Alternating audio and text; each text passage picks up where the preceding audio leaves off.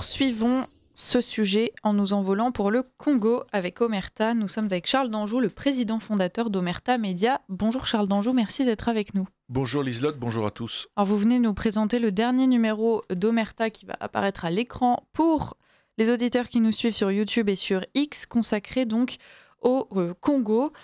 Charles Danjou, en choisissant ce sujet-là, vous choisissez aussi de briser un tabou, puisqu'aujourd'hui, un drame se déroule au Congo et personne n'en parle. Oui, c'est un sujet qui présente un double intérêt. Le premier, effectivement, c'est que c'est le plus grand génocide du XXIe siècle, puisque selon l'ONU et diverses ONG, c'est près de 10 millions de morts en 30 ans. C'est une guerre civile et un génocide qui a démarré, je dirais, dans la foulée des événements du Rwanda de 94-95. Et puis, il y a une deuxième grille de lecture aussi qui nous a intéressés, c'est qu'en fait, derrière ces massacres, eh bien, il y a une entreprise de déstabilisation de l'influence française dans cette région d'Afrique par le Rwanda et par ses parrains anglo-saxons, là aussi depuis 30 ans. Alors justement, sur Ligne Droite, vous le savez, chers auditeurs, et même plus largement sur Radio Courtoisie, on essaie de parler des sujets qui intéressent la France et les Français. Aujourd'hui, la France, elle a quand même un intérêt au Congo. Et d'ailleurs, Thierry Mariani essaie souvent de le rappeler à notre antenne, mais donc aussi au sein de l'Union européenne. Est-ce que vous pourriez peut-être expliquer aux auditeurs en quoi ce sujet du Congo doit aujourd'hui intéresser et préoccuper les Français ? Alors, le Congo, Kinshasa, la République démocratique du Congo, c'est près de 140 millions d'habitants qui sont francophones. C'est en réalité le premier pays francophone au monde. Et c'est un pays qui est une ancienne colonie belge, qui d'ailleurs n'a pas vraiment de contentieux. Il n'y a pas de repentance exigée par les Congolais vis-à-vis des Belges, bien que la colonisation belge ait été assez brutale. Mais aujourd'hui, la République démocratique du Congo se tourne plutôt vers la France parce qu'évidemment, elle cherche du soutien.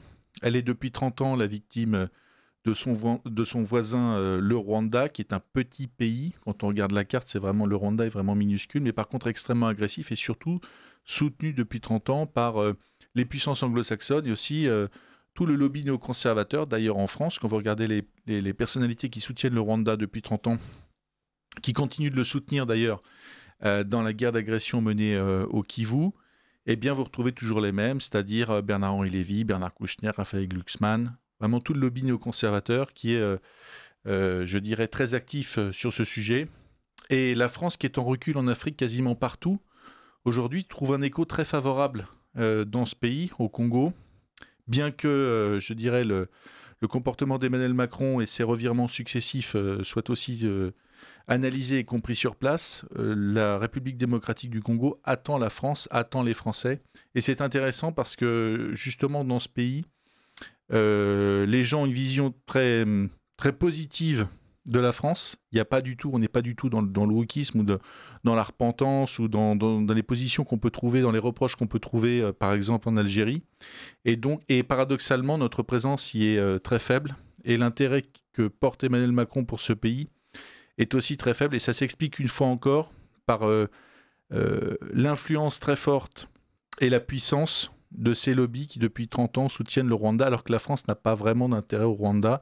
Je le rappelle aussi, on va peut-être y revenir, mais la République démocratique du Congo, sur un plan économique, c'est gigantesque, parce que ce pays détient les toutes premières réserves dans des minerais précieux, comme le coltan, le cobalt, l'or aussi. Et donc tout ce qui est logique, tout ce qui est dans le sens des intérêts français devrait nous pousser à renforcer un partenariat avec ce pays. Malheureusement, ce n'est pas ce qu'on voit en ce moment. Alors justement, vous parlez de ces ressources qui se trouvent dans les terres congolaises. C'est bien évidemment l'une des motivations aujourd'hui des conflits qui ont lieu au Congo. Est-ce que vous pourriez nous en dire plus ? Alors l'Est du Congo, c'est la région de l'Ituri et du Kivu, où nous nous sommes rendus pendant près de 3 semaines, Régis et son cadreur. Et cette région, c'est une région qui regorge de minerais dont on se sert par exemple pour faire les téléphones portables, etc. Le coltan, le cobalt, l'or, et il y en a d'autres. Et en fait, cette région, elle est la proie de prédateurs, de bandes armées qui sont, depuis 30 ans, armées, formées, instrumentalisées, dirigées par l'armée rwandaise. Ce n'est pas moi qui le dis, c'est l'ONU et des rapports d'ONG internationales. Aujourd'hui, je dirais c'est prouvé, c'est absolument pas contesté par qui que ce soit. Et la stratégie rwandaise, en fait, a été de créer une zone en fait, d'insécurité, une zone de non-droit dans cette région pour pouvoir s'accaparer ces ressources naturelles congolaises. Et aujourd'hui, c'est d'ailleurs dans tous les rapports aussi internationaux, le Rwanda exporte et vend sur les marchés internationaux des minerais qu'il ne produit pas parce que son sol ne détient pas de minerais. Voilà. Donc, on a aujourd'hui, depuis 30 ans, organisé le viol d'une souveraineté qui est la souveraineté du Congo avec des frontières qui sont théoriquement internationalement reconnues et une situation de non-droit dans laquelle, et c'est dramatique, se colle un génocide parce qu'en fait, ces bandes armées, pour pouvoir régner en maître, n'ont pas seulement conquis des territoires, elles y font régner la terreur pour que cette zone de non-droit, en réalité, devienne à court moyen terme une zone indépendante, un espèce de pays indépendant. Ils savent qu'ils peuvent bénéficier, ils en ont bénéficié du soutien des démocrates américains pendant plus de 25 ans. Là, l'arrivée de Donald Trump, pour eux, change la donne parce que Donald Trump a fait du règlement de ce conflit entre le Congo et le Rwanda une de ses priorités. Donc le Rwanda va devoir prendre un peu de recul. Il n'a plus les appuis qu'il avait au début. Au début, le Rwanda, et d'ailleurs son président Paul Kagame, réussissent à prendre le pouvoir dans ce pays et ensuite à étendre leur politique, à étendre leur influence au-delà des frontières vers le Congo, en direction de ces mines, parce qu'ils bénéficient du soutien de Bill Clinton, de toute l'administration démocrate, et aussi des Anglais, qui voient par ce viol de la souveraineté et cet établissement d'une zone de non-droit et de guerre civile, la possibilité de faire reculer l'influence française. La France qui était très présente au Zaïre. Le Zaïre, c'est l'ancien nom de la République démocratique du Congo. La France, c'était un soutien du général Mobutu. Et donc les Anglais ont tout fait avec leur proxy Paul Kagame, qui bénéficie lui-même d'un proxy qui s'appelle le M23 et d'autres groupes armés. Eh bien, ils ont tout fait pour que la France, en fait, parte et perde ses points d'appui dans la région. Alors, le Rwanda, en tout cas, au début, semble seulement une force de soutien à une déstabilisation donc initialement menée par le M23, qui est une sorte de groupe rebelle. Est-ce qu'aujourd'hui, ces attaques de groupes armés, de ces milices, sont officiellement reconnues et revendiquées par le Rwanda ? Non, pas du tout. En fait, ils l'assument parce qu'ils ne le nient pas vraiment. D'ailleurs, ce n'est pas possible pour eux de le nier puisque ça a été démontré 1000 fois. Donc simplement, aujourd'hui, ils expliquent que, et comme Trump met la pression pour que le président rwandais signe un accord avec les Congolais, ils expliquent qu'en fait, c'est plus leur problème, qu'ils sont au Rwanda et que finalement, s'il y a une guerre civile au Congo, s'il y a des bandes armées, c'est le problème du Congo. La question, c'est que ces bandes armées ne sont pas apparues comme ça par miracle. Elles sont apparues parce qu'il y avait le soutien rwandais, et sans le soutien rwandais, elles disparaîtront. Voilà. Donc, je dirais que le Rwanda est obligé de s'adapter aujourd'hui à une situation qui est que Trump veut que tout ça s'arrête. Et la seule manière pour le Rwanda de faire bonne figure par rapport à Trump et de ne pas s'attirer le courroux du président américain, c'est officiellement de se retirer de ce conflit, de prendre le plus de distance possible et en fait de régionaliser en fait ce conflit en guerre civile, c'est-à-dire que ils vont laisser leur proxy en fait occuper tout l'espace et expliquer qu'ils y sont pour rien et que finalement c'est au Congo de régler ses problèmes. Alors, on a donc cet homme rwandais, Paul Kagame, qui explique, enfin qui est d'ailleurs donc le président du Rwanda, qui explique également, enfin en fait c'est Alain Juillet qui est dans votre revue, parce que Alain Juillet vous donne un entretien, et explique qu'effectivement Paul Kagame joue sur cet esprit de repentance qu'on cultive énormément en France et avec Emmanuel Macron. Est-ce que vous pourriez nous parler justement de la façon dont il accuse la France et la façon surtout dont on peut se défendre? C'est Paul Hogar qui rétablit quelques vérités à ce propos. Oui, la stratégie de Paul Kagame pour neutraliser la France, pour conserver les mains libres et que finalement continuer d'isoler la République démocratique du Congo, puisque la Belgique en fait est très peu active. C'est un pays qui en fait aujourd'hui est seul. eh bien, c'est de jouer sur ce qui marche le mieux avec les Français, c'est-à-dire la repentance. Donc, il reprend une technique expérimentée par les Algériens et d'autres d'ailleurs, qui consiste à dire que l'armée française, très précisément, est complice du génocide rwandais. Ce qui, vous l'avez rappelé, et Jacques Auguard le démontre, est totalement faux. Voilà. Mais c'est une rhétorique qui passe bien dans l'opinion, parce que c'est repris dans pas mal de médias mainstream, et c'est une rhétorique qui est développée par Paul Kagame, mais aussi par, je dirais, tous les acteurs de la repentance, tous ces acteurs en fait assez anti-français. Je parlais tout à l'heure du trio Bernard-Henri Lévy, Kouchner, Glucksmann. Si nos auditeurs font une petite recherche sur Google et qui tapent le nom de ces 3 individus avec le Rwanda à côté, ils vont se rendre compte que c'est pas, je dirais, quelques déclarations, c'est vraiment une stratégie de communication depuis 30 ans pour faire baisser la tête aux Français et pour en fait faire passer l'armée française pour une armée quasiment de complices de génocide. Voilà. Donc tout ça est très bien orchestré et simplement, effectivement, aujourd'hui, la présence de Donald Trump change beaucoup de choses.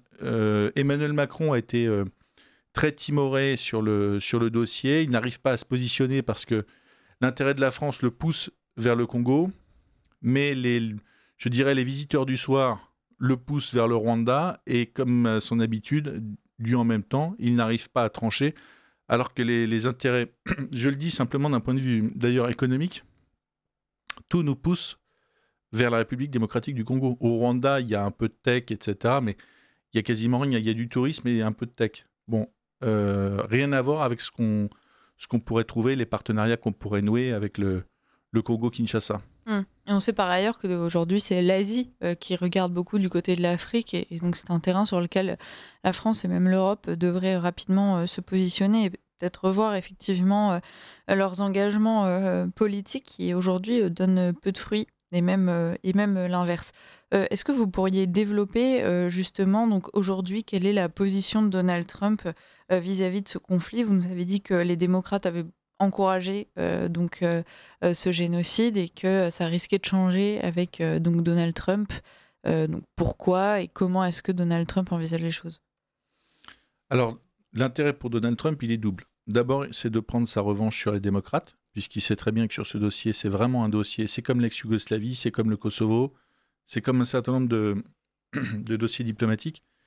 Ce sont des fronts qui ont été ouverts par les démocrates. Donc il y a, je crois, qu'ils souhaitent couper aujourd'hui l'influence démocrate, non seulement à Washington, mais aussi partout où elle se trouve sur la planète. Donc pour lui, c'est un dossier prioritaire. D'ailleurs, il force les Rwandais à faire la paix. Je l'ai dit, les Rwandais cherchent un moyen de contourner ça, parce qu'évidemment, ils ne peuvent pas se passer des minerais volés au Congo.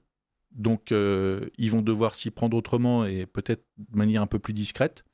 Et la deuxième grille de lecture pour Donald Trump, le deuxième intérêt, c'est justement ces terres rares. Parce que Donald Trump, que ce soit en Ukraine ou ailleurs dans le monde, il cherche des terres rares. Il veut faire... il est un peu le super VRP des entreprises minières américaines. Et au Congo, il y a un vrai sujet, puisque c'est un pays qui est vraiment... qui regorge de ressources sur lesquelles aujourd'hui... se sont positionnés les Chinois, les Canadiens, mais en fait assez peu les Américains et quasiment pas du tout les Français, malheureusement. Et donc le deal de Donald Trump, c'est forcer Paul Kagame à faire la paix et quelque part, un peu avec ce qu'il a proposé en Ukraine, donner des garanties, en fait expliquer aux belligérants que la présence américaine, finalement, va garantir la paix. Alors, est-ce qu'on pourrait revenir sur le rôle aujourd'hui ou le non-rôle de l'Union européenne dans ce conflit? Parce que vous l'avez dit, il y a des visiteurs du soir qui soufflent à Emmanuel Macron que malgré les intérêts de la France au Congo, c'est plus pratique pour le moment de fermer les yeux. Pourquoi est-ce que l'Union européenne, malgré les différents rapports qui prouvent bien qu'aujourd'hui le Congo fait face à un génocide, ne s'engage pas plus que ça sur place? Pour la même raison que Emmanuel Macron ne s'y engage pas plus sur place, c'est-à-dire qu'il y a un lobbying rwandais au sein de l'Union européenne qui est absolument énorme, et que, alors que l'Union européenne est très active sur certains sujets, notamment le sujet ukrainien, sur le sujet congolais, eh bien, elle est quasiment absente, et d'ailleurs, elle continue de financer le Rwanda. Je crois que c'est 45 millions d'euros de subventions qui ont été votés la semaine dernière, attribués au Rwanda. Alors que ce génocide, je dis d'ailleurs, quand on parle d'Israël-Gaza, quand on regarde ce qui se passe au Kivu, on est largement au-delà. 10 millions de morts en 30 ans, c'est... Mais c'est un conflit qui, en fait, je dirais, est sous la ligne de flottaison médiatique, qui n'est pas très médiatisé. Et d'ailleurs, c'est dans l'intérêt du Rwanda, en fait, de distiller ces informations, ces éléments de communication. On parlait de la repentance et de l'accusation systématique de l'armée française. Je dirais, étrangement, c'est très peu repris par les médias mainstream, alors que toutes les ONG internationales présentes sur place depuis 30 ans, et on peut consulter les rapports en ligne, sont catégoriques, sont affirmatives et démontrent la responsabilité rwandaise dans ces massacres. Et je dis, ce sont des massacres... c'est vraiment la situation que vivent les habitants de la région du Kivu est vraiment catastrophique. Pour les femmes, c'est des viols systématiques. Pour les enfants, je dirais personne n'est épargné. C'est du massacre à la machette, comme dans les années 90. Donc, ce sujet, pour le moment, reste dans les médias mainstream, très peu traité. Et quand il est traité, en fait, on cherche un dérivatif, on explique que ce sont des bandes armées. Ouais. Sans jamais expliquer la responsabilité derrière de l'État rwandais. C'est ça, des bandes armées qui tomberaient du ciel et qui ne viennent de nulle part. Absolument. Comment est-ce que réagit la population civile sur place ? On imagine que bien sûr, donc, ils sont en souffrance, mais avec l'équipe d'Omerta, donc Régis Le Sommier, vous êtes rendus sur place. Est-ce qu'eux attendent une réaction de la part des pays européens ? Est-ce qu'ils l'espèrent encore ? Ou est-ce qu'après ces années d'inaction, ils finissent par... finalement se résoudre à être seuls pour faire face à ces attaques ? Bien sûr qu'ils espèrent, mais aujourd'hui, l'espoir, il est dirigé essentiellement vers Donald Trump, parce que c'est Donald Trump finalement qui s'est saisi du problème et qui tord le bras un peu de Paul Kagame je dirais, en rendant public le sujet et finalement en l'obligeant à venir s'asseoir quasiment à Washington pour signer l'accord. Et le deuxième pays, c'est la France, parce que, je le redis, c'est un pays francophone. C'est un pays qui n'a pas de compte à régler avec la France. Et c'est un pays qui sait que quand les Français le décident, ils peuvent être un partenaire fiable et efficace. Il faut rappeler le saut des légionnaires du 2e REP en 1978 à Kolwezi pour libérer des expatriés belges et français pris en otage par des rebelles au Katanga. Et ça, les Congolais s'en souviennent. Ils savent que quand la France le décide, eh bien, elle est capable de grandes choses. Voilà. Donc, malheureusement, pour l'instant, la démarche d'Emmanuel Macron est extrêmement timide parce que, je le redis, il a finalement du mal à choisir. Il est intoxiqué sur le Rwanda et il reste sur une position extrêmement timorée.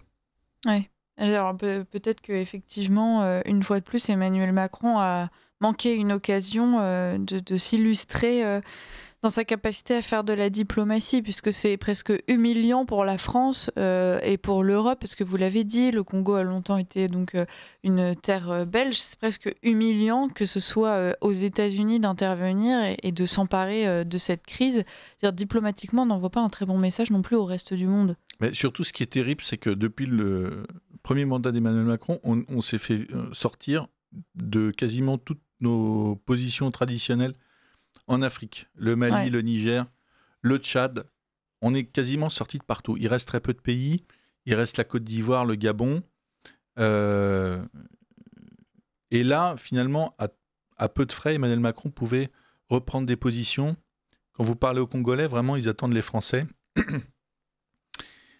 C'était tout à fait possible. Il n'y avait pas de contentieux, il n'y avait rien. Voilà. Il fallait juste du volontarisme. Il fallait accepter de prendre une position plus ferme vis-à-vis du Rwanda. Il fallait s'investir. Voilà. Mais aujourd'hui, effectivement, 140 millions d'habitants qui parlent français, un pays qui aujourd'hui qui a été abandonné en fait par les puissances européennes, qui est un peu livré à lui-même, qui aujourd'hui se tourne vers Donald Trump parce que Donald Trump lui a tendu la main. Mais il y a toujours d'ailleurs une place importante pour la France. Si la France, évidemment, s'assume comme elle est traditionnellement et ne se présente pas comme une puissance donneuse de leçons, une puissance woke, on en parle souvent. Ça, c'est un sujet qui parle beaucoup aux Africains. Ouais. Ils nous disent Les Français sont les bienvenus, mais vous devez nous envoyer des gens normaux, pas des, pas des artistes, on va dire ça comme Voilà. ça. Oui, effectivement, le message est clair. Mais c'est un sujet d'ailleurs, je crois, dont vous nous aviez déjà parlé, la façon dont ce wokisme en France est perçu en Afrique. Merci beaucoup, Charles d'Anjou, de nous avoir présenté ce dernier numéro d'Omerta. On le disait en kiosque depuis mercredi, chers auditeurs. Donc vous pouvez vous le procurer. Je crois que Franck va le faire apparaître à l'écran. Voilà. Pour ceux qui nous suivent sur X et sur YouTube, République démocratique du Congo, silence, on tue, c'est le titre de ce dernier magazine. Charles d'Anjou, merci beaucoup. Je vous informe aussi, chers auditeurs, que vous pourrez retrouver un reportage à ce propos, Congo, les mines de sang, donc, qui est à retrouver sur l'application d'Omerta. Vous pouvez aussi vous rendre sur le site internet, sur leur chaîne YouTube, si vous voulez creuser le sujet. Donc merci pour tout ce travail de terrain, Charles d'Anjou, une fois de plus. Et puis on vous retrouve très bientôt. Merci Liselotte, merci à tous.